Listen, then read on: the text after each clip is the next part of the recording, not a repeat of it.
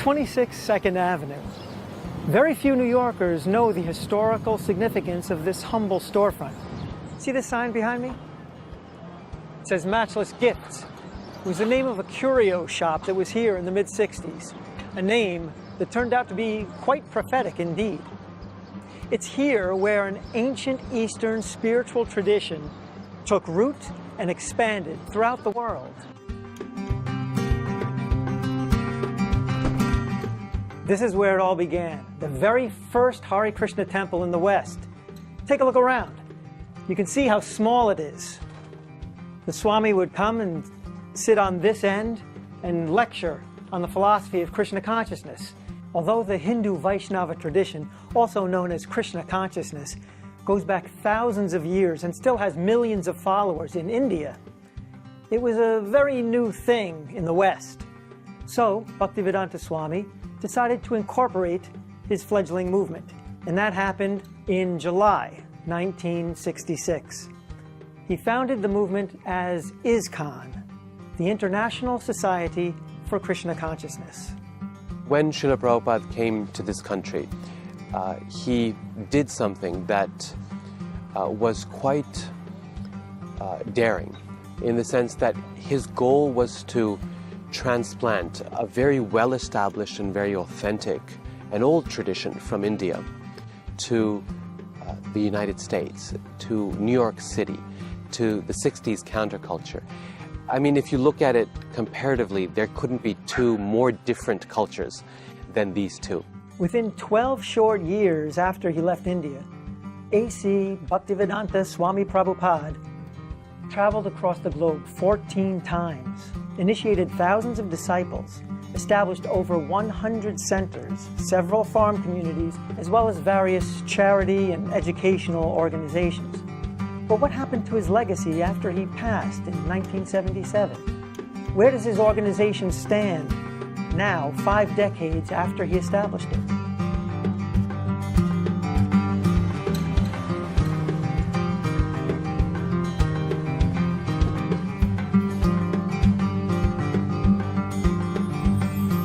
It was underneath this tree on October 9th, 1966, that A.C. Bhaktivedanta Swami Prabhupada held the first recorded outdoor chanting session of the Hare Krishna mantra outside of the Indian subcontinent.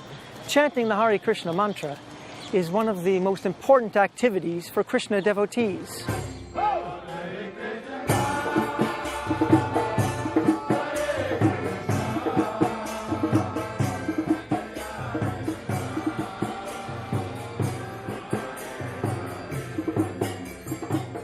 We've got lots of singers here, lots of musicians, and lots of dynamic people who want to share their joy and their happiness and the purity of Harinam, of Krishna's names. And so there are quite a few different initiatives going on. The Harinam itself goes out every day, and that is generally 2 to 3 hours. People from so many countries come here. So you can sing to all over the world when you come here on Harinam.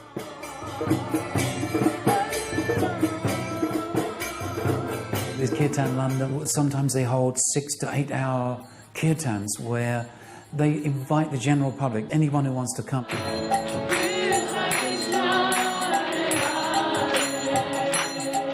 I always come to kirtan to go deep inside. Well, I cried even more than usual. It connects me with happiness.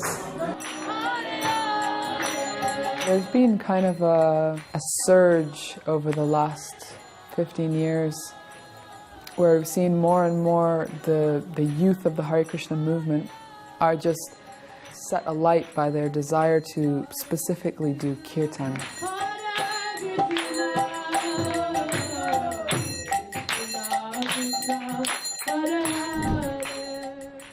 After years of planting seeds in the West, Prabhupada returned to India, and with the help of his American and Indian disciples, started building beautiful temples in the major cities and holy places there.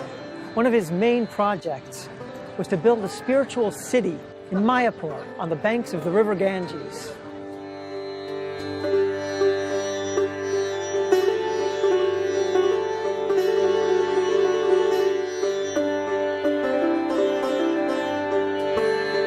Prabhupada was planning a project that was far bigger than ever had been attempted by anyone else. A temple like this has never been built for hundreds of years. We want to make this like a gem.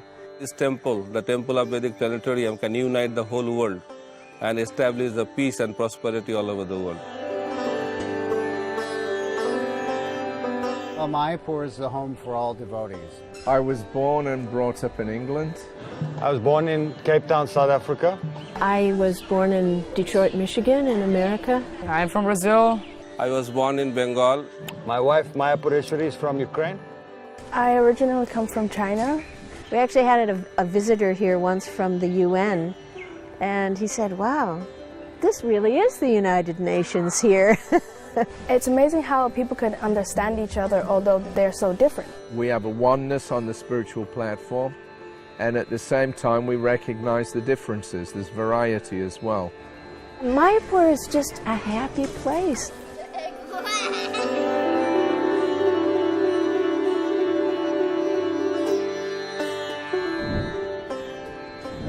Back in the early days, most of the devotees lived and served inside the temple itself. Nowadays, most devotees have families and have regular jobs. Lawyers, doctors, bus drivers, even actors, like me.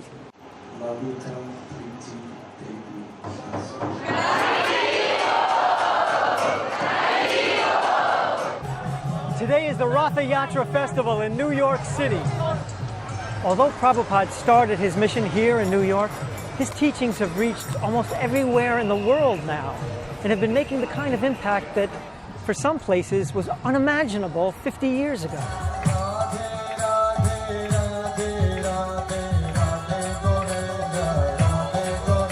На самом деле, ни разу не была на таком концерте, поэтому очень понравился данный формат. Очень много эмоций получила. Я работаю в нефтяной компании полдня, в остальное время фотография, моя профессия. There is no material reasons why this movement grew so much. Definitely, grace of Srila Prabhupada and his way of presentation, because so far we distributed millions of his books, probably around 20 million of Prabhupada's books, and people just by reading his books become devotees, become convinced. His presentation is absolutely unique. I was interested in the literature, and I stayed in the movements because there was music. There was something I could connect to, and I could immediately find my role, my place in the community.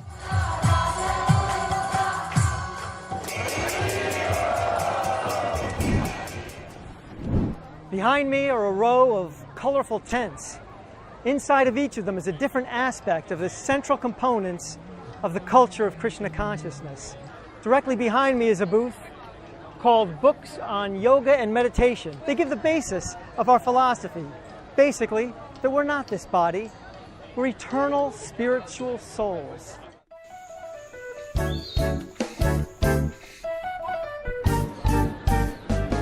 A BBT ela foi criada por Prabhupada há mais de 50 anos com o intuito de ter documentado, né, o seu conhecimento para poder levar para todas as pessoas, né, aquilo que ele acreditava.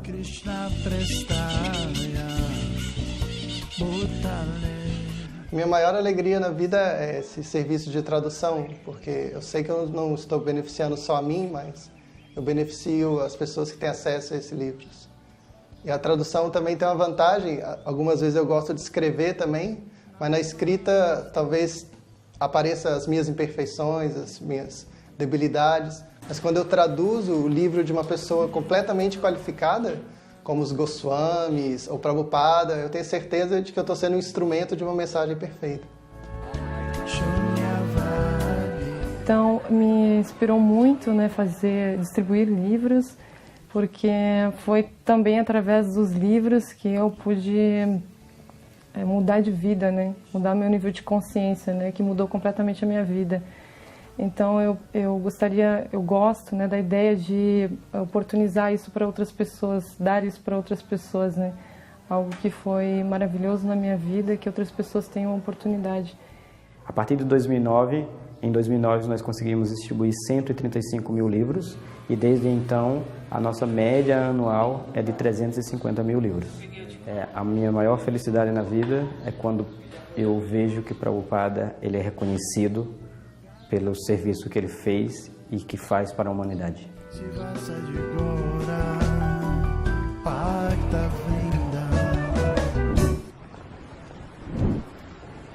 Vegetarianism is one of the most important aspects of a Krishna-conscious lifestyle.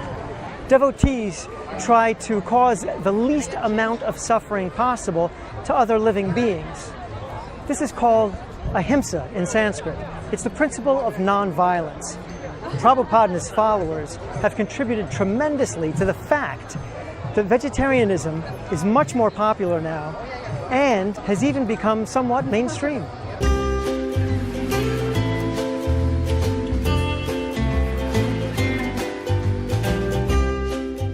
Not that long ago, it was kind of unheard of to have a vegetarian restaurant. And I would dare say that Hare Krishna are probably the first people in Australia to do one. There were teary moments and, you know, a lot of blood, sweat and tears. But, you know, I think if you want to establish something great, you have to go through those kind of crazy processes. And now it's a massive, you know, massive sort of lifestyle choice. If you say clean eating, vegan, all that sort of stuff, now it's embraced. And I think we did a lot of the groundwork for that. It's kind of an exciting new world of vegetarian prasadam distribution.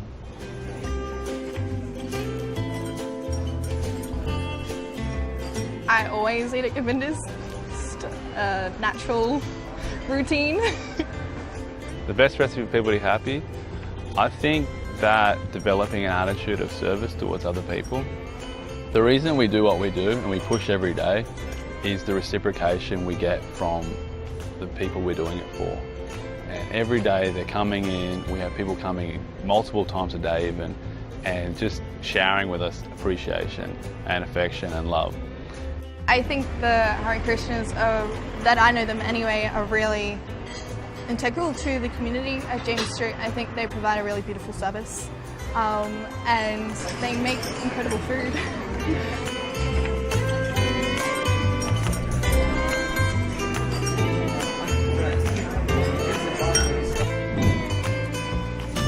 Giving out prasadam, or sanctified vegetarian food, is a symbol of love and care, and is an integral part of the ancient spiritual Indian culture. When Prabhupada first started attracting followers, he personally cooked for them and personally fed them.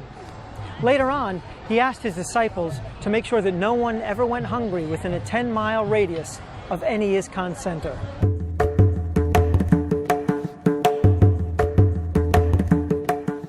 The ISKCON Food for Life is the world's largest free food vegetarian program which serves out holistic meals to people all around the world at its different centers.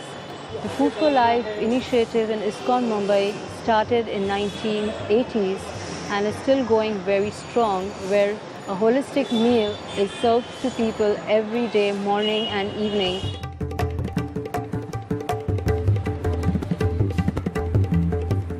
So we started this project in the year 2004. It was a very humble beginning. On the first day we went to one school which had only 900 students. 11 years down the road, we have set up 20 kitchens in different parts of the country. We have a presence in 8 states and we are feeding 1.2 million kids every day.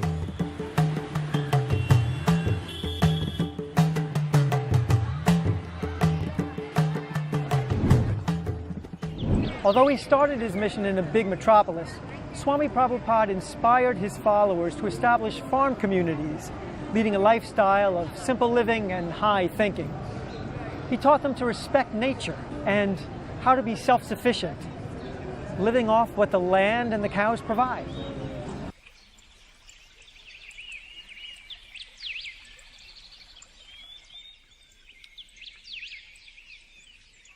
Számunkra a környezetvédelem az nem csak egy jelmondat, amit kiteszünk valahova az ajtó fölé, és arról és aztán meditálunk nap, mint nap, hanem Mi gyakorlatban az életmódunk a legfőbb környezetvédelmi programunk. A közösségünkben 130-an élnek, és ehhez szükséges zöldséget, gyümölcsöt, gabonát, tejet, tejtermékeket meg tudjuk termelni. Gabonából több mint 10-szeres túltermelésünk van. At the moment we have around 50 cows and oxen. We have our own water system. So Krishna Valley is completely off the grid. No gas, no water, no electricity is coming in. Krishna Valley has a really great reputation of being the largest sustainable eco-village in Europe.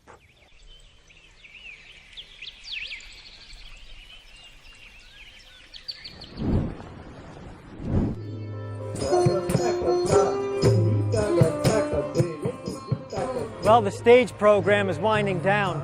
The younger generation is really stepping up, taking on more leadership roles within the society and the organization of running festivals like this one.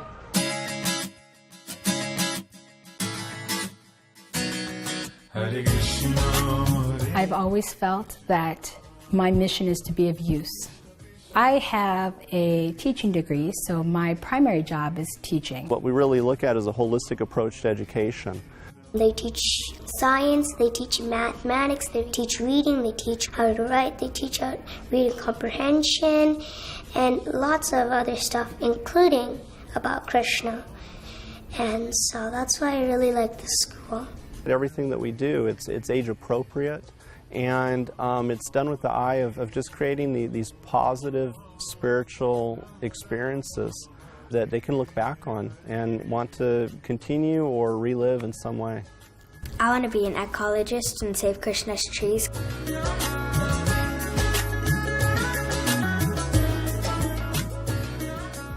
I think ISKCON's contribution to the world around us has to do with the fact that it provides an authentic spiritual perspective on many of the issues that face us in the world today. We live in a world that is technologically very advanced, that is scientifically very accomplished, and yet a world where people are seeking community, they're seeking heart, they're seeking relationships with other human beings, and are seeking meaning and purpose in their lives. And what ISKCON does, I think, is provide the opportunity, provide a pathway to finding that meaning and living it in a day-to-day way that is at the same time connected to our world around us and yet gives meaning and hope for something much greater than we human beings can imagine ourselves.